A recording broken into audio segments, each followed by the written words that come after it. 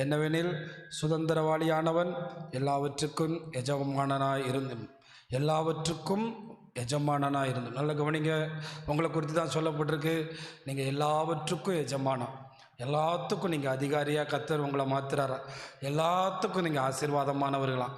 ஆனால் அப்படி இருந்தும் நீங்கள் சிறு பிள்ளையாக இருக்கும் காலம் அளவும் அவனுக்கும் அடிமைக்கும் வித்தியாசமே இல்லையா? அப்போ நீங்கள் கொஞ்சம் கவனித்து பாருங்கள். நீங்கள் எத்தனை வருஷமாக சபைக்கு வர்றீங்க? நீங்கள் வளர்ந்துருக்கீங்களா?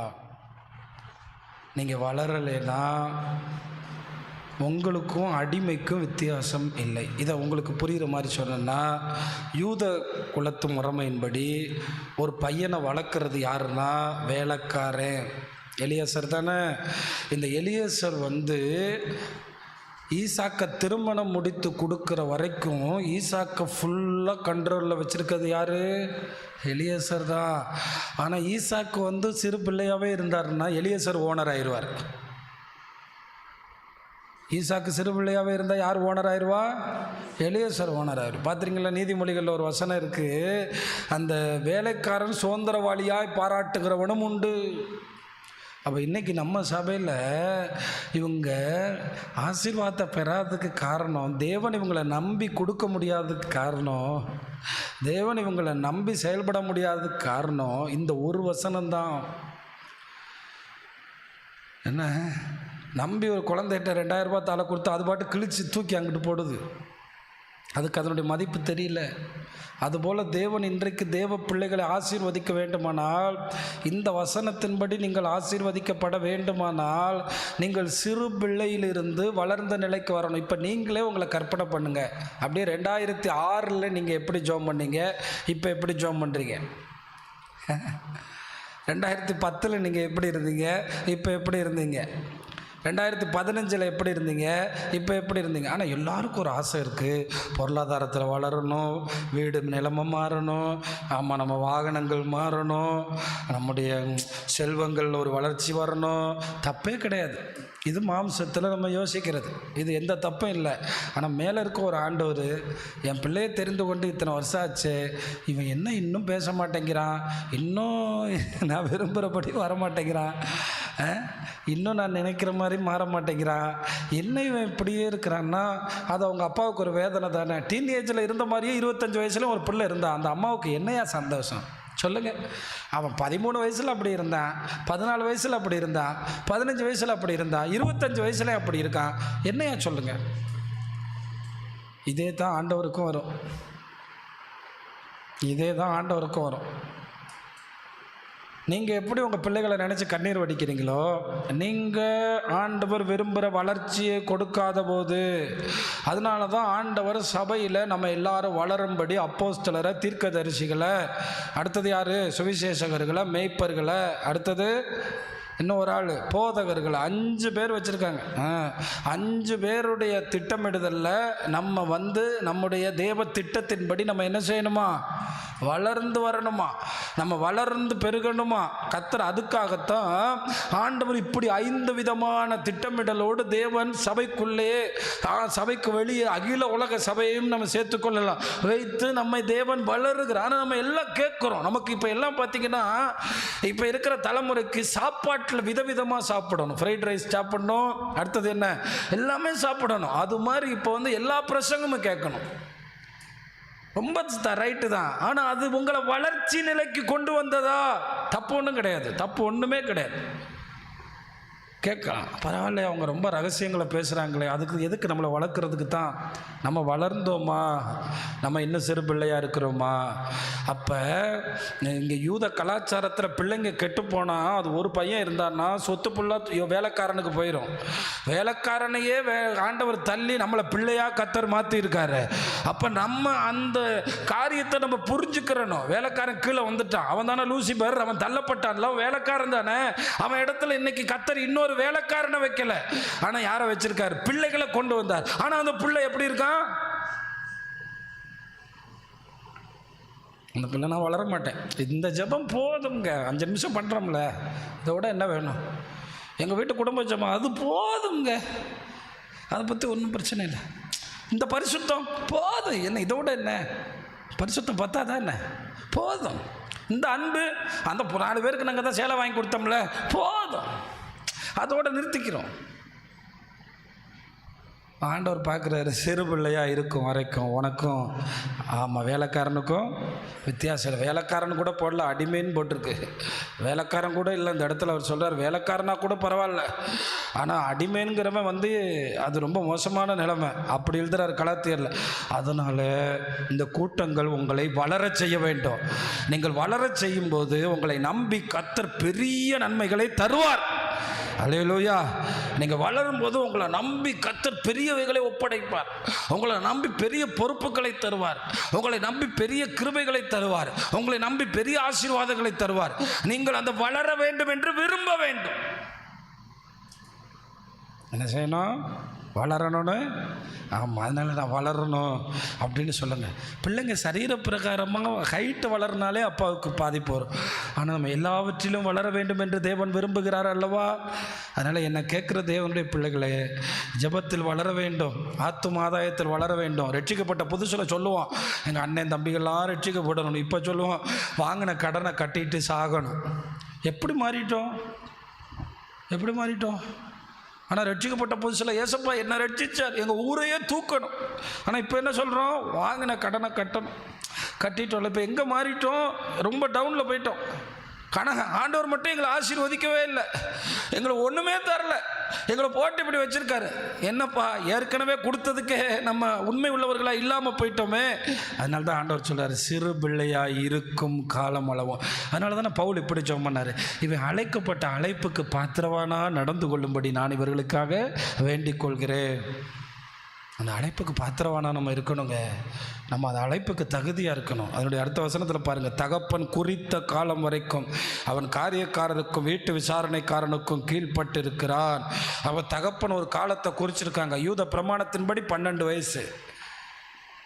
அந்த நிலைமையை வரும்போது வேலைக்காரனுக்கு மேல் நிலையை பிள்ளை அடைகிறான். ஊரை கூட்டி 12 வயசில் உலகத்தில் இருக்க எல்லா யூதர்களும் வா உட்காரு, இவன் தான் என் மூத்த பிள்ளை தெரியுமா, இவனுக்கு தான் சேஷ்ட புத்திர பாகம், எல்லாரும் பார்த்துக்கிறங்க, இவனுக்கு தான் என் சொத்தில் 2 பங்கு கொடுக்க போகிறேன். ஒரு ஆமேன்னு சொல்லுங்க. ஏன்னா இவன் வளர்ந்துட்டான். இப்போ 12 வயசு ரீச் ஆயிட்டான். இப்போ பாருங்க, என் பிள்ளை தன்னுடைய வித்தையை காண்பிக்க போறான்னு சொல்லும்போது அவன் அந்த 12 வயசில் அவன் என்னெல்லாம் கற்று வச்சிருக்கானோ அதை அவன் சொந்தக்காரன் முன்னாடி பேசுவான். அப்போ 12 வயசில் அந்த கூட்டத்தில் வந்த அந்த கூட்டத்தில் பங்கெடுத்த யூதர்கள் சொல்லுவாங்களாம், பிள்ளை எப்படி வளர்த்துருக்கான் பாருங்க, அவங்க அப்பா 6 அடி பாய்ஞ்சா இவன் 16 அடி பாயிறாங்க, என்னையா வளர்த்துருக்கான் அப்படின்னு சொல்லுவாங்களாம். அந்த மாதிரி பிள்ளைகளை அவர்கள் வளர்த்து தங்கள் பிள்ளைகளை பெருமைப்படுத்துவார்களாம். அதனால தான் இங்கே சொல்லப்பட்டிருக்கு, தகப்பன் ஒரு காலம் குறித்திருக்கிற வரைக்கும் தான் நமக்கு சில பிரச்சனை. அதை தாண்டி வந்துட்டோன்னா நம்மளை கர்த்தர் சுதந்திரவாளிகளாய் மாற்றுவார். எப்படி மாற்றுவார்? ஆமாம், அந்த சுதந்திரத்தை நீங்கள் பெறணும்னா சிறு பிள்ளை என்கிற நிலைமையில். இன்னும் கொஞ்சம் பேர் சபையில் பார்த்தீங்கன்னா இந்த குழந்தைங்க அப்பப்போ பால் குடிச்சிட்டு தூங்க போட்டால் தூங்கும்ல, அதே மாதிரியே தான் பாவமாக இருக்கு. அது பாட்டுக்கு தூங்கும், கூட்டம் முடிஞ்சவனே எந்திரிச்சு போயிடும். அது சிறு பிள்ளைக்கும் இந்த சிறு பிள்ளைக்கு பிலோ அது பாட்டுக்கு போடுற ஒரு பாட்டில் சாத்தா நினைக்கிற ஒரு பாட்டில் தூக்கி போட்டு அப்படியே நல்லா தூங்கு அப்படின்னு போட்டுருவான் போல். இப்போ பாருங்கள், நம்ம சபை சிறு பிள்ளையோட எங்கே போயிடுச்சு? குழந்தை இன்ஃபேண்ட் லெவலில் போயிடுச்சு. ஆனால் பெருமை ஆண்டவரை கோடி கோடியாக தாரும், ரெபேக்கால் மாதிரி தாரும். ரெபேக்கால்கிட்ட கோடி இல்லை, 1000 கோடி கொடுத்தாலும் யாக்கோபை உருவாக்கி விட்டுருவான். கையை தட்டி கர்த்தரை மகிமைப்படுத்துங்க. அல்லேலூயா. அவன் என்ன சொன்னா தெரியுமா? என் பிள்ளை 40 வயசில் போய் அந்நிய பிள்ளைகளை திருமணம் முடிச்சுட்டு வந்தானே ஏசா, இனி யாக்கோபுக்கு அது மாதிரி நடக்காமல் இருக்காமல் பார்த்துக்கலன்னா என் உயிர் இருந்து எண்ணத்துக்கு, அப்படி ஒரு உசுறு என் உடம்புல இருந்து எண்ணத்துக்கு. ஒரு நாள் கூட பிரியாத மகனை வாழ்க்கை முழுதும் பிரிந்தாள். ஒரு நாள் கூட பிரியாத யாக்கோபை சாகும் வரை பார்க்கவில்லை தெரியுமா? அவள் வளர்ந்தவள். அல்லேலூயா சொல்லுங்க. அல்லேலூயா. அவள் வளர்ந்தவள். அவள் தன்னுடைய கருவில் இருக்கிற கருக்குடைய குழந்தையினுடைய வரலாறை பிறக்கு முன்னே அறிந்தவள். அந்த வளர்ச்சி உங்களுக்கு இருக்கா? 20 வருஷம் விசுவாசி அவ. 60 வயசு ஆகும்போது கருவில் இருந்த ஸ்கேன் பண்ணி பார்க்காமலே கண்டுபிடிச்சவள். 2 ஜாதி, அந்த ஜாதியினுடைய காரியங்களை கண்டறிந்தவள். அதனால தான் அவள் கோடி கோடியாக பெருகினா. ஆமாம், ஆண்டவர் ஏன் தெரியுமா ஆபிரகாம்ல இருந்து 12 பிரபுக்களை கொண்டு வரல? ரெபேக்கால் இஸ் த ரீசன். தெரியுமா உங்களுக்கு? ரெபேக்கால் ஒரு காரணம். ஏன்னா ரெபேக்காலில் தான் யாரை உருவாக்க முடியும்? யாக்கோபை. யாக்கோபினுடைய வளர்ச்சியை நீங்கள் பார்த்தீங்கன்னா ரொம்ப பிரமிப்பாக இருக்கும். உங்கள் பையன் பெரிய ஆஃபீஸராக மாறிட்டான்னு அங்கே இருக்கட்டும், பெயர் சபாவில் என் தேவன் இருக்கிறார். ஒரு ஆமேன்னு சொல்லுங்கள். இது வளர்ச்சி. ஆஃபீஸர் வந்தா கூட்டிகிட்டு வர்றதுக்கு ரதம்லாம் வந்திருக்கிறா, வண்டியில் ஏறி சரட்டுன்னு கிளம்புவோம். நான் இப்போ வளர்ந்துருக்கேன், நான் இப்போ வளர்ந்த நிலைமை இருக்கிறேன். என் தகப்பனிடத்தில் போகிறேன். பலி செலுத்தின போது நைட்டு கர்த்தர் வந்தார், தைரியமாக போ. இது என்ன நிலைமை? வளர்ச்சி நிலைமை. இவனை நம்பி கர்த்தர் கொடுக்கிறார். நீங்கள் வளர வேண்டும் பிரியமானவர்களே. அந்த சிறு பிள்ளைத்தனங்கள் மாற வேண்டும். நல்ல கவனிங்க 3ஆம் வசனத்தில், அப்படியே நாமும் சிறு பிள்ளையாய் இருந்த காலத்தில் இவ்வுலகத்தின் வழிபாடுகளுக்கு அடிமையாக இருந்தோம். எப்படி இருந்தோமா சொல்லுங்க? அப்போ சபை சிறு பிள்ளையாக இருக்கும்போது எதுக்கு அடிமையாக இருக்கும் சொல்லுங்க? ஆனால் தேவன்கிட்ட இருந்து என்ன கிடைக்காது? சுதந்திரம் கிடைக்காது. தேவன்கிட்ட இருந்து நன்மை கிடைக்காது. எத்தனை வருஷம் ஆனாலும் அடிமை. எப்படிப்பட்ட அடிமை அவங்களுக்கு இருந்துச்சா? 10ஆம் வசனத்தில் பாருங்க, நாட்களையும் மாதங்களையும் காலங்களையும் வருஷங்களையும் பார்க்கிறீர்களே. எப்படி பார்க்குறாங்களாம்? ஆனால் வளர்ந்த விசுவாசி சொல்லுவாங்க, பிறப்பே சர்ச்சில் தான், எங்கள் அம்மா எங்களை பெற்று போட்டதே சர்ச்சில் தான். எப்படி? ஆனால் நாங்கள் இன்னும் சிறு பிள்ளைங்க தான். ஆனால் ஆண்டவர் ஏன் எங்களை போட்டு ஆசீர்வதிக்கவே மாட்டார்? ஏன் இப்படி எங்களை போட்டு கஷ்டப்படுத்துறாரு? வசனம் தெரியுமா? சிறு பிள்ளையாக இருக்கும் காலத்தில் அடிமைக்கும் அவனுக்கும் என்ன இல்லை? வித்தியாசம் இல்லை. சுதந்திரவாளிகளாக மாறணும்னா நீங்கள் வளரணும். ரூத்தினுடைய வளர்ச்சி பிரசங்கமே கேட்டதில்லை, பலியை செலுத்தினதில்லை. நகோமியை ஆடிட்டா. போய் உங்கள் அப்பாட்ட போய் உட்காரு, உங்கள் அம்மாட்ட போய் சாப்பிடு, அப்படியே போய் செட்டில் ஆயிரு, உன் தங்கச்சி மாதிரியே போயிரு. உம்முடைய தேவன் உம்முடைய ஜனம். அவள் பேசுகிற பேச்சை பார்த்து அவள் ஆடி போய் சொல்கிறா, இன்னுமே ஆத்தாடி அம்மாடி உங்ககிட்ட எதுவுமே, நீ என்ன என்னை விட விசுவாசம் பேசுகிற? அடுத்த வார்த்தை சொல்கிற, மரணமே ஆனாலும் உண்மை என்னையும். பைபிள் போட்டிருக்கு. அடுத்த நகோமி அவகிட்ட எதுவுமே. இன்னொரு பெரிய பிரசங்கம் கேட்க வேண்டியது வரும், பேச முடியாது. எப்படி பாருங்க, அவ்வளவு பெரிய வைராக்கியம் யாருக்கு? அப்போ நீங்கள் சொல்லுங்கள், நீங்கள் வளர்ந்துட்டீங்களா பொருளாதாரத்திலையா? அது இல்லை, ஆண்டவருக்கு புத்திரர்களாய் மாறணும். அப்போ இங்கே பாருங்கள், அடுத்த வசனத்தில் அவர் என்ன கேட்குறார் தெரியுமா? நான் உங்களுக்காய் பிரயாசப்பட்டது வீணாய் போயிற்றோ என்று உங்களை குறித்து என்ன செய்கிறேன்? பயந்திருக்கிறேன். இப்போ உங்களுக்காக ஒருத்தன் படுற பிரயாசம் வீணாக போயிடக்கூடாது. ஆண்டவர் உங்களில் பலரை எழுப்ப கர்த்தர் போதுமானவர். அல்லேலூயா, அல்லேலூயா. அதனால்தான் நீங்கள் பின்பக்கமாக மறுபடியும் உலக அடிமங்களுக்கு போயிடக்கூடாது, உலகத்தின் வழிபாடுகளுக்கு போயிடக்கூடாது, உலகத்தின் அசுத்தங்களுக்கு போயிடக்கூடாது. அதில் நம்ம ரொம்ப கவனித்து போகணும். அதில் ரொம்ப ஒரு காரியத்தை அவர் ரொம்ப கண்ணீரோடு எழுதுறார். என்ன தெரியுமா? 9ஆம் வசனத்தில் பாருங்கள், இப்பொழுதோ நீங்கள் தேவனை அறிந்திருக்க. நம்ம யாரை அறிஞ்சிருக்கோமா? எத்தனை பேர் சொல்கிறீங்க? உங்களுக்கு எல்லாருக்குமே தெரியும் இயேசுதான் தெய்வம்னு. தெரியுமா தெரியாதா? தெரியும். இயேசுதான் உங்களை படைச்சார்னு தெரியும். தேவனை நல்லா அறிஞ்சிருக்கீங்கல்ல. இதில் அடுத்த வார்த்தை ரொம்ப ஆசீர்வாதமான வார்த்தை. என்ன? இப்போ நம்ம மு க ஸ்டாலின் அவங்க கூட்டத்துக்கு போனோம்னா நமக்கு தெரியும் அவர் ஸ்டாலின்னு. ஆனால் அவருக்கு உங்களை, இப்போ விஜய் போகிறாரு, லட்சக்கணக்கான பேர் ஓடுறாங்க, பின்னாடி ஓடுறாங்க, முன்னாடி ஓடுறாங்க. அவருக்கு தெரியுமா அந்த சுரேந்திரன் தான் துரத்திட்டு வரான்னு? தெரியாது. அவருக்கு தெரியாது அந்த ராஜேந்திரன் தான் துரத்திட்டு வரான்னு. எவனோ நாய் போய் துரத்திட்டு வரான்னு அவர் பாட்டுக்கு போயிட்டுருக்காரு. ஆனால் நம்ம ஆண்டவர் யார் தெரியுமா உங்களுக்கு? நீங்கள் அவரை அறிந்திருக்கிறது மட்டும் இல்லை, அவர் உங்களை அவரால் நீங்கள் அறியப்பட்டிருக்கிறீங்க. அல்லேலூயா. எவ்வளோ பெரிய ஆசீர்வாதம். எல்லாரும் சொல்லுங்கள், என் பேர் ஆண்டவருக்கு நல்லா தெரியும், என்னை பற்றி ஆண்டவருக்கு நல்லா தெரியும். இன்னொரு ரகசியம் சொல்லவா? உங்கள் ஆயுசு நாட்கள் ஆண்டவருடைய பார்வையில் ஒரு நாள் கூட கிடையாது. அதாவது இந்த உலகத்தில் எந்த மனுஷனும் ஆண்டவருடைய பார்வையில் ஒரு டே கூட உயிரோடு இருக்கலை. எந்த மனுஷனும், ஆதாமா இருக்கட்டும், மெத்துசலாவாக இருக்கட்டும், யாருமே. ஏன்னா அவருக்கு 1000 வருஷம். அப்போ நம்ம ஆண்டவருடைய கணக்கில் உங்கள் கால்குலேட்டரில் அடித்து பார்த்து எனக்கு சொல்லுங்கள், 1 மணி நேரம் நான் ஆண்டவருடைய கால்குலேட்டர் படி உயிரோடு இருப்பேன். 1 மணி நேரம், 1 மணி நேரம் நான் ஆண்டவருடைய கணக்கு படி. ஏன்னா அவருக்கு ஒரு நாள் எத்தனை வருஷம்? 1000 வருஷம். அவருக்கு எத்தனை நாள்? எனக்கு இப்போ குழப்புது. அவருக்கு 1000 வருஷம்தான் என்னது? அப்போ நம்ம வாழ்கிற 80 போட்டுக்கிறோம், அதிகமாகவே போட்டுக்கிறோம். நமக்கு எப்பயுமே அதிகம் தானே பிடிக்கும். நம்ம 80 வருஷம் வாழ்கிறோம்னா அப்போ அவருடைய அந்த ஒரு நாள் கணக்கில் நம்ம 80 வருஷம் 1 மணி நேரத்துக்கு வருமா? 1 மணி நேரத்துக்கு வருமா சொல்லுங்கள்? அப்போ நம்ம பிறந்து வாழ்ந்து செத்து மண்ணுக்குள்ளே போகும்போது அவரோட கணக்கில் 1 மணி நேரம். ஆனால் அந்த தேவன் காலைதோறும் நம்மளை நினைக்கிறாரு, நிமிஷந்தோறும் நம்மளை விசாரிக்கிறாரு. அல்லேலூயா, அல்லேலூயா. அப்போ அவர் விருப்பப்படி நம்ம வளரணுமா, சிறு பிள்ளையாக இருக்கணுமா? சொல்லுங்கள். நம்ம அவர் விருப்பப்படி செய்யணுமா, செய்யக்கூடாது? அவர் விரும்புகிறபடி நம்ம மேலே எழும்பணுமா, எழும்பக்கூடாது? அவர் எதிர்பார்க்கிறத நம்ம நிறைவேற்ற. ஏன் நான் சொல்கிறேன்னா, அவ்வளவு பெரிய ஆதியும் அந்தமுமான தெய்வம் நம்மளை பேர் சொல்லி அழைச்சி, நம்மளை முன்குறித்து, நம்மளை திட்டம் பண்ணி, நான் எப்படி தேவனுடைய ஆசீர்வாதத்தில் நான் எதை ரொம்ப பார்ப்பேன் தெரியுமா? அவர் எங்களை கண்டிக்கிறது தான் நான் பார்ப்பேன். ஏன்னா எபிரேயர் 12 படி அவர் நமக்கு வச்சிருக்க பெரிய ஆசீர்வாதமே நம்மளை சிட்சிக்கிறது தான். அன்புதாஸ் ஐயா இறந்தபோது எல்லாரும் என்ன சொன்னாங்க தெரியுமா? அந்த வளன் பிரதராக இருக்கட்டும், சென்னையில் ஊழியம் செய்கிற வளன் பிரதராக இருக்கட்டும், பொன்முடி பாஸ்டராக இருக்கட்டும், எல்லாருமே என்ன சொன்னாங்க தெரியுமா? எங்களை திட்டுறதுக்கு ஒரு மனுஷன் இல்லாமல் செத்துட்டாரே. என்ன செத்தாரா? எங்களை திட்டுறதுக்கு ஒரு ஆள் இல்லையா? இன்னும் எங்களை யார் கேட்பா?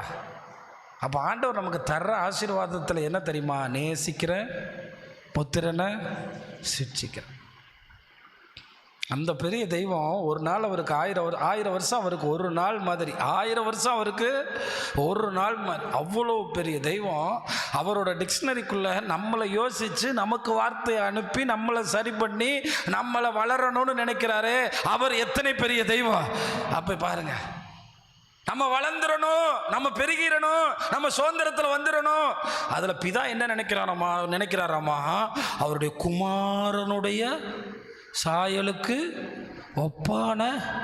நீங்கள் சொல்லுவீங்களா, என் மகனை மாதிரியே உங்கள் மகனும் வளரட்டும்? இல்லை, என் மையன் நல்லா படிப்பான், உங்கள் மையன் 99 எடுக்கட்டும், என் மையன் எவ்வளோ எடுக்கட்டும்? 100 எடுக்கட்டும். எல்லாரும் சொல்ல, உங்கள் மையன் 95 மார்க் எடுக்கட்டும், என் மையன் 100 மார்க் எடுக்கட்டும். இதுதான் நம்ம. ஆனால் ஆண்டவர் சொல்கிறாரு, என் குமாரனுடைய சாயலுக்கு ஒப்பாக. அப்போ நீங்கள் வளர்ந்து வளர்ந்து எங்கே வரைக்கும் போகணும்? இயேசுநாதருடைய சாயல் அடையணும். இயேசுநாதர் போய் பேசுவாரா? பேச மாட்டார். இயேசுநாதர் கெட்ட வார்த்தை பேசுவாரா? பேச மாட்டார். இயேசுநாதர் எப்படிப்பட்ட சுபாவத்தோடு இருந்தார்? அந்த அளவுக்கு நம்ம வளர்ந்து வரணுமே. அப்போ இன்னும் சிறு பிள்ளையாக இருந்தால் எப்படி நம்மளை நம்பி தேவன் நம்ம எதிர்பார்க்கிற நன்மையை கொடுக்கணும்? ஒன்றே ஒன்று மட்டும் சொல்கிறேன், வளர்ந்துட்டோம்னா ஆசீர்வாதத்தை கேட்காமலே கொடுத்துட்டு போயிடுவார். அல்லேலூயா. ஏன்னா இவனை நம்பி அந்த பிஸ்னஸை கொடுக்கலாம், இவனை நம்பி அந்த கம்பெனியை கொடுக்கலாம், இவனை நம்பி இந்த ஜனத்தை கொடுக்கலாம், இவனை நம்பி காரியத்தை கொடுக்கலாம். இவன் இன்னும் நல்ல சரியாக செய்வான். அதான் ரொம்ப முக்கியம். அதனால தான் இந்த வார்த்தையில் ஒரு விஷயத்தை நான் கவனிக்கிறேன், தேவனை அறிந்திருக்க. அப்போ நம்ம யாரை அறிஞ்சிருக்கணும்? அந்த சபையில் நான் கேட்குறேன், இத்தனை வருஷமாக நீங்கள் தேவனை அறிஞ்சிருக்க, தேவனால் அறியப்பட்டிருக்க, மறுபடியும் அந்த பொல்லாத அடிமைத்தனத்தில் போகிறதுக்கு சொல்லுங்க. ஆமாம், பக்கத்தில் பார்த்து ஒரு வார்த்தை கேட்டுருங்க, விரும்புகிறது எப்படி? மறுபடியும் அங்கே போகிறதுக்கு என்னது? எப்படிப்பா விருப்பம் வரும் சொல்லுங்கள். அதனால தான் பவுல் சொல்கிறாரு, என் சிறு பிள்ளைகளே, என்ன கூப்பிட்றாரு? என் கலாத்திய சபையே, என் சிறு பிள்ளைகளே, உங்களுக்குள்ளே எப்படியாவது கிறிஸ்து உருவாகிறதுக்கு நான் என்ன வேதனைப்படுறேன்? எனக்கு உங்களை பார்த்தா தான் சொல்கிறேன், நீங்கள் வளரணும், நீங்கள் ஜெபத்தில் வளரணும். இந்த சபை காலையிலேருந்து நைட்டு வரை சும்மா கிடக்கு, பல லட்சங்களை தூக்கி போட்டு அழுது ஜெபிக்கிறவங்கள பேர் ஜெப வீடு. மக்களுக்காக அழுகிற பக்கத்துல எல்லாம் விற்கிற யார் தேவனுக்காக பேசுகிறதுக்கு ஆள் இல்லை. எவனோ ஒருத்தன் ஊழியம் செய்கிறான், நம்ம காணிக்க கொடுத்துட்டு போயிட்டே இருப்போனுங்கிற லெவலில் இன்றைக்கி ஒரு மோசமான நிலைமைக்கு நம்ம தள்ளப்பட்டு, இயேசுநாதர் என்னை ஆசீர்வதிக்கலை, இந்த ஊர்லேயே நான் இருக்க போகிறேங்கிறது போல் வாழ்ந்துட்டுருக்கோமே. ஆண்டவர் இன்றைக்கி நம்மளை பார்த்து கேட்குறேன், நம்ம வளரணும், பரிசுத்தத்தில் வளரணும், அன்பில் வளரணும், ஐக்கியத்தில் வளரணும், இந்த சபை வளரணும். ஒரு ஆமேன்னு சொல்லுங்கள். அல்லேலூயா. எனக்கு என்ன, நான் எப்படி ஆசை கேட்குறேன்னு மட்டும் உங்களுக்கு சொல்கிறேன். இங்கேருந்து ஒருத்தன் ஊழியக்காரனை எழும்பி ஒரு 1000 விசுவாசியை வச்சு சபை நடத்தணும். எனக்கு அதான் ஆசை. ஆனால் அவனுக்கு நான் பால் ஊட்டக்கூடாது, அவன் ஆண்டவரை படிக்கணும். அது எனக்கு ஆசை. ஏண்டா நம்ம பிள்ளை வளர்ந்தாயா, நான் போய் அங்கே உட்காந்து கொட்டடிக்கணும்னு நான் நினைக்கல. சொல்லுங்கள், வளரணுமா இல்லையா? அல்லேலூயா. என் இயேசு எங்களுக்கு அதான் சொல்லி கொடுத்தார். பேதுருவை நிழல் பட்டு சுகமாக்கி விட்டு போனார். அல்லேலூயா. ஆனால் இயேசுநாதர் செய்யாத அற்புதம். பேதுருவோட கர்ச்சீப்பை தேடினாங்க, உருமாள்களை தேடினாங்க, தூக்கி போட்டாங்க. அதான அன்பு, அதான தேவ அன்பு. அப்போ நீங்கள் வளருவீங்களா?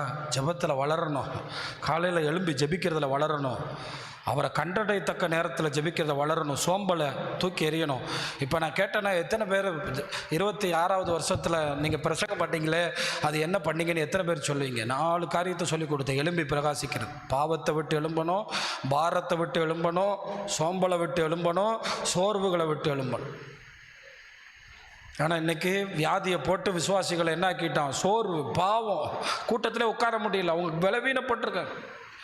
அவங்களால ஒரு நொடி வாழ்கிறதே கஷ்டமாக வாழ்கிறாங்க. அப்போ இன்றைக்கி அவங்களுக்கு யார் ஜெபிப்பா? நேற்று நைட்டு வீரம்மா சிஸ்டர் பேசுகிறேன் 10 மணிக்கு. அவங்க சொல்கிறாங்க, ஒவ்வொரு நொடியும் கஷ்டமாக இருக்குது, வேதனை, தாங்க முடியாத வலி. ஐயா, வலியை தாங்க முடிஞ்சால் தாங்கிடுவானே, தாங்க முடியல, யார் ஜெபிப்பா? யார் அழுவா? யார் இங்கே வளர்ந்துருக்கிறா? யார் இங்கே பாரப்படுவா? யார் இங்கே கண்ணீர் வடிப்பா? யார் கர்த்தருக்காக நிற்பா? இன்னைக்கு ஆண்டவர் அதான் கேட்குறாரு, நம்மளை பார்த்து கேட்குறாரா இல்லையா? நம்ம செய்யாமல் யார் செய்கிறது? நம்ம ஜெபிக்காமல் யார் செய்கிறது? நமக்கு 1000 வேலை இருக்குது. ஆனால் ஆண்டவர் மட்டும் என் வீட்டில் இன்னும் செயல்படலை. நம்ம மறுபடியும் அடிமைத்தனத்துக்கு போகிறோம். நீங்கள் எல்லாரும் இதில் ஒரு மாற்றம். அதனால்தான் நாம் தேவனை அறிந்திருக்க அப்படின்னு சொன்ன பேதுரு, அவர் என்னமோ குழந்தைய போல் ஒரு என்ன சொல்கிறது, ஒரு கூட ரொட்டியை கொடுத்தாரா, வீட்டில் கொண்டு போய் வச்சு சாப்பிட்டாரா, அடுத்த நாள் வந்து ரொட்டி நினப்பில் இருந்தாரா? அப்படி இருந்த பேதுரு தான் தன்னுடைய நிருபத்தை முடிக்கும்போது எப்படி முடிக்கிறார் பாருங்கள். எப்படி முடிக்கிறார்? 2 பேதுருவினுடைய 3ஆம் அதிகாரம் கடைசி வசனத்தை பாருங்கள். எவ்வளவு அருமையான வார்த்தையை கொண்டு வந்து முடிக்கிறார் பாருங்கள். இதை மட்டும் பார்த்தீங்கன்னா ரொம்ப ஆச்சரியமாக இருக்கும். நம்முடைய கர்த்தரும் இரட்சகருமாகிய இயேசு கிறிஸ்துவின் கிருபையிலும் எதில் வளரணுமா? கிருபையில். அடுத்தது அவரை அறிகிற அறிவில். நிறைய நேரத்தில் பார்த்தீங்கன்னா ஆண்டவரை சரியாக அறிகிறதே இல்லை. ஆமாம், நீங்கள் உண்மையிலே ஆண்டவரை சரியாக அறிஞ்சிருந்தீங்கன்னா ஒரு விபச்சாரி சபைக்குள்ளே வரும்போது அவ்வளோ விபச்சாரின்னு சொல்ல மாட்டீங்க, தேவ இறக்கத்தை பார்ப்பீங்க. ஏன்னா நீங்கள் யாரும் அறிஞ்சிருக்கீங்க. ஆமாம், ஆனால் வேதபாரகர் பரிசேயருக்கு அது புரியாது. ஒரு விபச்சாரி சபைக்குள்ளே ஏன் வாரா? இது வேதபாரக. ஆனால் இந்த விபச்சாரியை மன்னிச்சு மறுரூபப்படுத்துகிற ஒரு ஆண்டவரை நாங்கள் பார்க்கிறோம். ஏன்னா அவர் அறியும் போது அவருடைய இரக்கம் எனக்கு வெளியே தெரியும். எந்த பெரிய பாவியும் உள்ள விடுறாரு, அது அவர் அறிஞ்சவனுக்கு தான் புரியும். ஒருத்தனை பாவின்னு சீல் பண்ண மாட்டோம், ஒருத்தனை நரகத்துக்குரியவன்னு சொல்ல மாட்டோம், ஒருத்தனை குற்றவாளின்னு தீர்க்க மாட்டோம். ஏன்னா நம்ம யாரை அறிஞ்சிருக்கோம். ஆமாம், அப்படி தான் தேவன். அதனால தான் சொல்கிறாரு, அவர் சொல்கிறாரு, நீங்கள் தேவனை அறிஞ்சிருங்க, அவரை புரிஞ்சுக்கிறங்க, அவருடைய அன்பை புரிஞ்சுக்கிறங்க. அவரை புரிஞ்சவனுக்கு தெரியும். நான் எப்படி அவரை புரிஞ்சுக்கிட்டேன்னா, கெட்டகுமார் அங்கேருந்து வீட்டில் உட்காந்து அந்த பண்ணி தவிட்டுக்கிட்ட உட்காந்துட்டு என்ன பேசுகிறான்? நான் தகப்பனுக்கு விரோதமாகவும் பரத்துக்கு விரோதமாக பாவம் செய்து நான் அவருடைய பிள்ளைன்னு சொல்கிறதுக்கு தகுதி இல்லை, அவருடைய வேலைக்காரனா என்னை வச்சுக்கிட்டா போதும் சொல்லிட்டு அப்படியே அதே ட்ரெஸ்ஸோட, அதே அழுக்கோட, அதே கையோட நடந்துட்டான். யூத முறைப்படி அப்பா கிட்ட சண்டை போட்டுட்டு போன பிள்ளைய ரோட்டில் பார்த்தா, ஆமாம், எவன் பார்த்தாலும் கொல்லணும். நல்ல வேலை அன்னைக்கு அவனை யாருமே பார்க்கல. ஒரு அழிலையே சொல்லுங்களேன். இந்த யூத கலாச்சாரத்தை நம்ம தெரிஞ்சுக்கிட்டா பைபிள் கொஞ்சம் புரியும். நல்ல வேலை யாரும் பார்க்கல. ஆனால் அப்பா அடிக்கடி வந்து பார்த்துட்ருக்காரு, என் மகனை ரோட்டில் எவனாவது பார்த்தா அடித்து கொண்டுருவான். ஏன்னா தகப்பனை சபித்து விட்டு போனவன் வந்துட்டானா, தகப்பன் பார்த்துட்டானா, கட்டி பிடிச்சிட்டானா, டைலாக்லாம் அப்படியே பேசினானா, உங்களுடைய வீட்டில் உங்களுடைய பிள்ளையாக இருக்கிறதுக்கு நான் பாத்திரம் நல்லன்னு சொல்லும்போது கட்டி பிடிச்சான் பாருங்க. அந்த வேலைக்காரனாக வைத்து கொள்ளுங்கிறத சொல்லாமலே ஏற்றுக்கிட்டாயா? இது தேவனை அறிகிறாரு. இவன் வாயை திறந்து ஒரு நாள் நான் செஞ்சது தப்புன்னு சொல்ல மாட்டான். யார் தெரியுமா? தேவனை அறியாதவனுக்கு, தேவனை அறிந்தவனுக்கு தெரியும் தேவன் வாயை திறந்து என் குறைகளை கேட்குறாரு. ஆனால் இவன் தேவனையும் அறியாமையே வந்துட்டு ஒரு பாவத்தை உள்ளே போட்டு பெத்தெடுத்திருக்கான். ஒரு பாவத்தை கரு உற்பத்தி பண்ண மாதிரி கரு உற்பத்தி பண்ணியிருக்கான். ஆனால் தேவனை அறிஞ்சவன் சொல்லுவான், நான் பரத்துக்கு விரோதமாகும், உமக்கு விரோதம். நம்முடைய பிள்ளைன்னு சொல்கிறதுக்கு தகுதி இல்லைன்னு சொன்னால் நீங்கள் வீட்டில் போய் படித்து பாருங்கள். வேலைக்காரன்னு வாய் எடுக்கிறதுக்கு முன்னாடி அப்பா வாயிலே வச்சு கையை அடைச்சி அவனை கட்டி பிடிச்சாரு. இந்த 3 வார்த்தை போதும்டா, நீ திருந்திட்டேன் மகனே, மறுபடியும் உனக்கு சொத்துல பங்கு நான் வச்சிருக்கேன்டான்னு சொன்னார். கையை தட்டி கர்த்தரை மகிமைப்படுத்துங்க. அல்லேலூயா. உங்களுக்கு ஒன்று தெரியுமா, மூத்த குமாரன் என்ன சொன்னா, ஒரு நாள் எனக்கு ஒரு கன்று குட்டி அடிச்சிரா, இதான் என் கடவுள் அறிகிறாரு. ஒரு நாள் எனக்கு ஒரு விருந்து வச்சிரா, இதான் கடவுள் அறிகிறார். ஒரு ஸ்டெப் வளர்ந்து பாருங்க, விருந்து வைப்பாரு. அல்லேலூயா. ஒரு ஸ்டெப் வளர்ந்து பாருங்க, மேடை கொடுப்பார். ஒரு ஸ்டெப் வளர்ந்து பாருங்க. யாராவது இங்கே சொல்ல முடியுமா, நான் இயேசுவுக்காக வளர்ந்த அளவுக்கு என்ன அவர் ஆசீர்வதிக்காமல் விட்டுட்டார்? ஒரு பாத்திரம் இங்கே சொல்ல முடியுமா? நான் அவருக்காக ஜெபிச்ச அளவுக்கு என்ன அவர் ஆசீர்வதிக்கல, நீங்கள் ஒரு பாத்திரம் சொல்ல முடியுமா? நான் அவருக்காக வாழ்ந்த அளவுக்கு என்ன அவர் ஆசீர்வதிக்கலன்னு ஒரு பாத்திரம் இங்கே சொல்ல முடியுமா? அதனால தான் பேதுரு சொல்கிறார். எனக்கு பேதுருவோட அந்த பின்பகுதி ரொம்ப பிடிக்கும். அதனால தான் அந்த நிருபத்தை படிப்பேன். பேதுருவோட 1-2 நிருபங்கள் அது பிடிக்கும். விழுந்து போனவன் எப்படி மாறி இருக்கான்னு பார்க்கும்போது, தட்ஸ் அ மிராக்கிள்யா. அவர் அறிவில் வளருங்கள். அவருக்கு இப்பொழுதும் என்றைக்கும் என்ன உண்டாவதாக. இதோட அவரோட ரைட்டிங், அவருடைய எழுத்து முடிஞ்சிருச்சு. இன்னும் ஒரே ஒரு வசனம், அந்த வளர்ச்சி நிலையில் அவர் அறிகிற அறிவில் நம்ம வர்றதுக்கு ஓசியா 6ஆம் அதிகாரம் 6ஆம் வசனத்தை வாசித்து 6-7 வசனங்களை வாசித்து நம்ம ஜெபிக்கலாம். பலியை அல்ல, நம்ம ஆளுக்கு ஞாயிற்றுக்கிழமைனும் ஆராதிக்கணும் ஆராதிக்கணும் ஆராதிக்கணும். டே எந்திரி எந்திரி எந்திரி எந்திரி, எல்லாரும் எந்திரி. என்ன கேட்குறாரா? இரக்கம். பக்கத்தில் ஒருத்தன் பாவம் செய்கிறான்னு பார்க்குறதல்ல, அவன் மேலே இறக்கம். அந்த பாவியையும் தூக்கி விடுங்க ஆண்டவரே. ஏன்னா இயேசுநாதருடைய காலத்தில் அவர் தூக்கி விட்ட சகைவாக இருக்கட்டும், வேசியாக இருக்கட்டும், எல்லாருமே நம்பர் 1 கேடிங்க. சிலுவை கல்லனாக இருக்கட்டும், எல்லாருமே யார்? நம்பர் 1 கேடிங்க. நம்மளை மாதிரி இயேசுநாதர் இருந்ததுன்னா இவங்கெல்லாம் பரலோகத்திலே கிடையாது.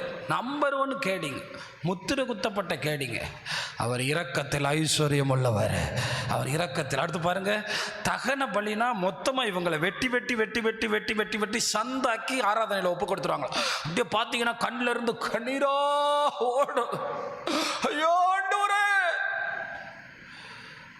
தகன பலி வேண்டாம் மகளே, நீ முதல்ல என்ன செய்ய, கடவுள் யாருன்னு புரிஞ்சுக்க, அப்புறம் பார்த்துக்கலாம். சரீரத்தை சுட்டரிக்கிறது கூட இயேசுக்காக கொடுத்துருவேன், ஆனால் கடவுள் யாருன்னு தெரியுமா? அடுத்த வசனத்தில் பாருங்கள், அவர் என்ன விரும்புகிறாருன்னு கேளுங்க. அவர்களோ என்னத்தை மீறுறாங்களாம்? இப்போ புரியுதா? ஞானஸ்தானம் எடுத்துட்டு உடன்படிக்கை மீறது. அவர் கேட்குறது உடன்படிக்கையில் இரு, நான் உன்னோட இரத்தத்தில் பண்ணியிருக்கேன், தாலியில் இல்லை, தாலியில் பண்ணல, இரத்தத்தில் பண்ணியிருக்கார்.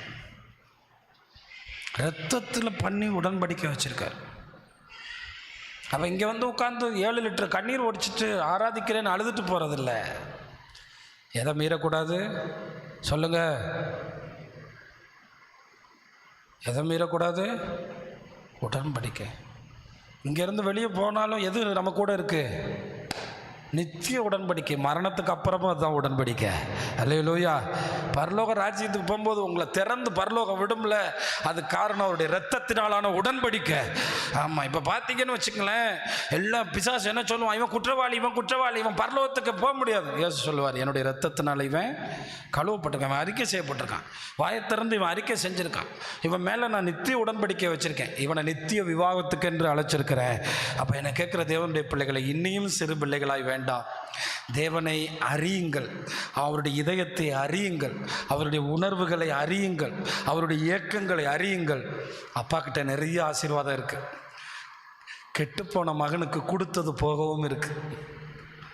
மறுபடியும் அவனுக்கு ஒரு மேடை இருக்குது, மறுபடியும் அவனுக்கு சொத்து இருக்குது, மறுபடியும் அவனுக்கு பங்கு இருக்குது, மறுபடியும் அவனுக்கு காலை இருக்குது, மறுபடியும் அவனுக்கு விருந்து இருக்குது, மறுபடியும் அவனுக்கு வஸ்திரம் இருக்குது, மறுபடியும் அவனுக்கு எல்லாம் இருக்குது.